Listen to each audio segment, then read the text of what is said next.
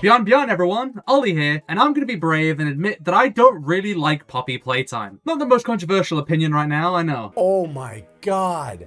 Enough! Better said, I don't like Poppy Playtime as games, which I can confirm very concretely after finally playing the first 8 chapters for myself, the ones that everyone says are the best games the series has to offer, which doesn't fill me with much confidence for the other 2. Yes, it's over! Oh my god.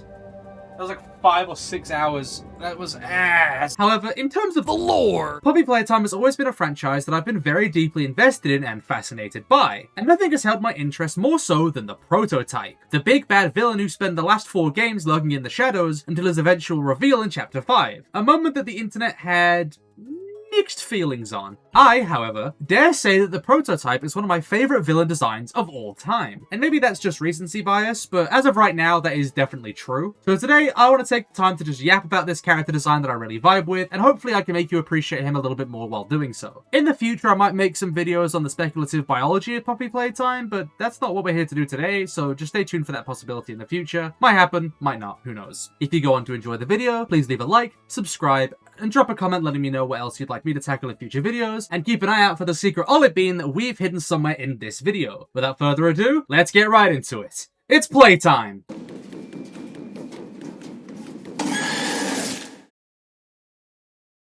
So when we talk about the Giant enemy spider, something important we have to consider is the fact that this character was teased for roughly 5 years now, all the way back in Chapter 1, in October of 2021, as just a bizarre crack in the wall shaped like his hand, and more properly in Chapter 2 when we actually got to see his hand reaching for Mommy Longlegs' dead body. Which, by the way, side note now that I think about it, how the hell did his giant body fit into whatever room he was in when he did this? Like, seriously, think about his body shape and how high up on his body his torso and his arms are. Like, how was he able to squat down low enough to reach his arm underneath the door like this? I know the prototype went through a few different designs before they settled on the final one, but even these early concepts on screen right now make no sense as to how he could have pulled this off, you know? Like, it's just a bit strange. Anyway, the point is, this character had been well known for a very long time, so of course, over the years, people got more and more invested in their own ideas of how the final design might look, which is probably why a lot of people ended up disappointed when the design actually got revealed, as anything you spend that long theorizing about tends to be unsatisfying when it finally gets shown, because it almost never lives up to the hype you invested into your own idea of it. That's probably why people don't like a lot of anime endings. I think that's why a lot of people are unsatisfied, but luckily, I had absolutely no idea how this guy was gonna look, so I was able to be pleasantly surprised by the final design once it was revealed. I've never been a fan of the Sun and Moon characters introduced to the FNAF franchise in Security Breach, but the prototype's design in Poppy Playtime honestly feels like it's a similar kind of category of design when it comes to his similar spindly upper body and jester theming. So I find it funny that I like this one and not the others.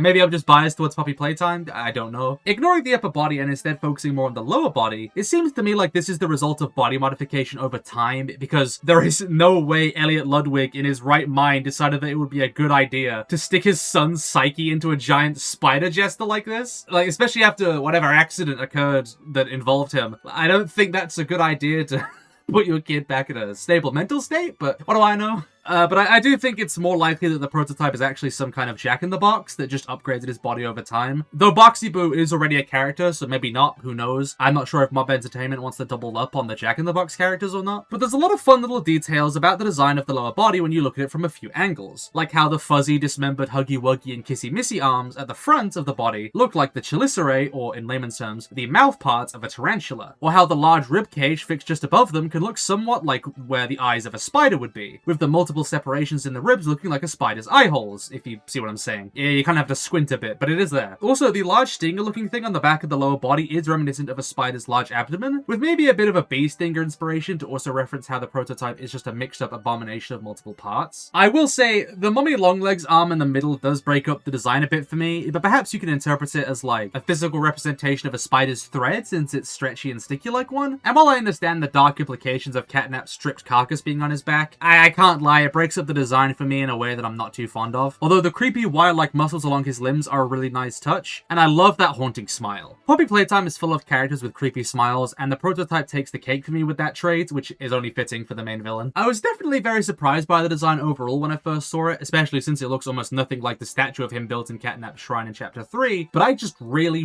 like it. However, my favourite parts of his design doesn't come in his physical appearance, but rather his amazing voice. Well, voices. I did. When I had to. Very. A better place now. I built us a home. And kept us. Safe. And you repaid me by Bringing in an outsider. plotting to Destroy. the only heaven You or I. Will ever get. Sounding like the instrumentals from a Daddy Fat Snap song.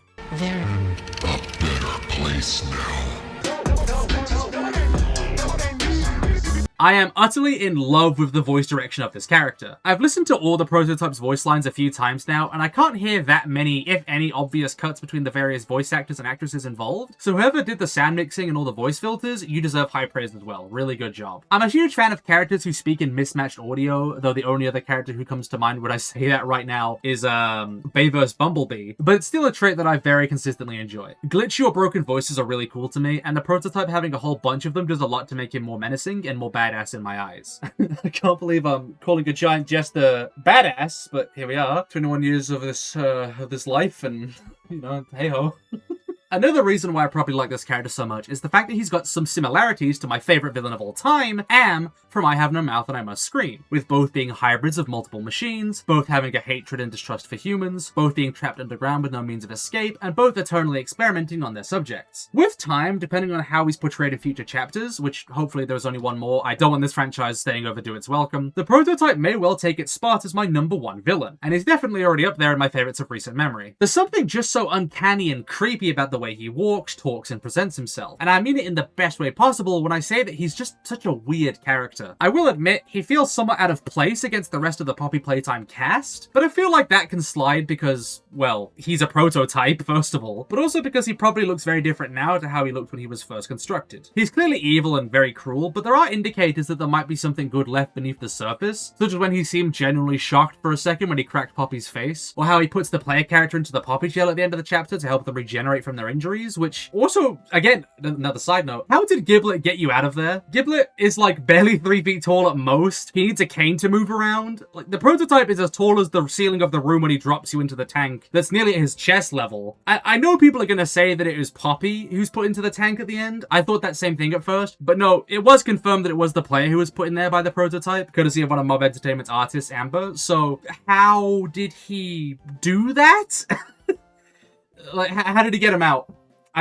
Please comment below your creative ideas on how we got him out of there, because I don't know. It feels really forced in all honesty, and I would have genuinely much preferred if the player character just died at the end of chapter 5 and the Prototype got his hands on Poppy for good, but I just prefer dark and tragic endings, so I'm sure most of the fanbase wouldn't agree with me or feel the same way that I do, but that's just what I want. I'm personally just a little bit miffed that the story is continuing after this point, especially when chapter 5 had such a good dark ending, but oh well, perhaps in another timeline. Overall, I just really like the Prototype, as this video has obviously made clear. Not my longest video, not really the most informative either, but this was just the topic I wanted to talk about because I had some passion for the subject, and the videos with more substance to them still need some time to prepare, as do upcoming art projects of mine that I hope you're all looking forward to as much as I am looking forward to sharing them. There is one last thing I really like about the Prototype though, and that's the fact that his name is Ollie. You know, my name's Ollie too, so that's a fun coincidence.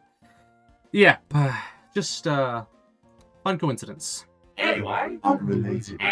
but have you got any spare parts lying around? Yes. Yes. All in all, that's everything that I have to say with this video.